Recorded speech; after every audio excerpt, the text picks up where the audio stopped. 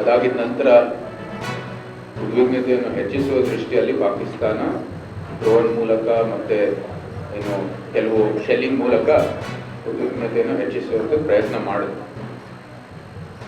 ಯಾವುದೇ ಯತ್ನದಲ್ಲೂ ಅವರು ಯಶಸ್ವಿ ಆಗಲಿಲ್ಲ. ಸಂಪೂರ್ಣವಾಗಿ ವಿಫಲ ಆಗಿರೋದು ನಮ್ಮ ಭಾರತದ ಸೇನಾಪಡೆ ಅವರು ಅವ್ರಿಗೆ ತಕ್ಕ ಒಂದು ಉತ್ತರ ಕೊಡೋದ ಕಾರಣನೇ. ಸೊ ಅವ್ರಿಗೆ ನಾವು ಅಭಿನಂದನೆಗಳನ್ನು ಸಲ್ಲಿಸಬೇಕಾಗಿದೆ. ಆ 26 ಅಮಾಯಕ ಪ್ರವಾಸಿಗರು ಕೊಲೆ ಮಾಡಿರುವಂಥ ಭಯೋತ್ಪಾದಕರಿಗೆ ತಕ್ಕ ಉತ್ತರ ಕೊಟ್ಟು ಅವ್ರಿಗೂ ನ್ಯಾಯ ಕೊಡೋ ಕೆಲಸನೂ ಕೂಡ ಒಂದು ರೀತಿ ಮಾಡಿದ್ದಾರೆ. ಬಹುಶಃ ಜೀವ ಕೊಡೋಕ್ಕಾಗಲ್ಲ ನಾವು ಪುನಃ, ಆದರೆ ನ್ಯಾಯ ಕೊಡೋ ಕೆಲಸದಲ್ಲಿ ಇವತ್ತು ಆಪರೇಷನ್ ಸಿಂಧೂರ್ ಮೂಲಕ ಪ್ರಧಾನಮಂತ್ರಿ ಅವರ ನೇತೃತ್ವದ ಮೂಲಕ ಭಾರತ ಸೇನಾಪಡೆ ಇವತ್ತು ಒಂದು ಒಳ್ಳೆ ಉತ್ತರವನ್ನು ಕೊಟ್ಟಿದ್ದಾರೆ.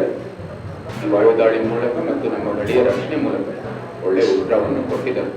ಇದಕ್ಕಾಗಿ ನಾವೆಲ್ಲರೂ ಕೃತಜ್ಞತೆಗಳನ್ನು ಸಲ್ಲಿಸಬೇಕೆ, ನಮ್ಮ ಗೌರವವನ್ನು ಕೊಡಬೇಕಾಗಿದೆ.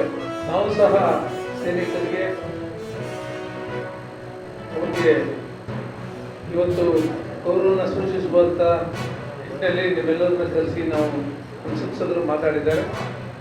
ಜೊತೆಗೆ ವಿಶೇಷವಾಗಿ ನಾವು 16ನೇ ತಾರೀಕು ಬೆಳಿಗ್ಗೆ ರಾಷ್ಟ್ರ ರಕ್ಷಣೆಗಾಗಿ ನಾಗರಿಕರುಗಳನ್ನು ಬ್ಯಾನರ್ಗಳಲ್ಲಿ ನಾವು ಭಾರತೀಯ ಜನತಾ ಪಾರ್ಟಿಯ ಬ್ಯಾನರ್ಗಳನ್ನ ಮಾಡ್ತಾ ಇದ್ದೀವಿ.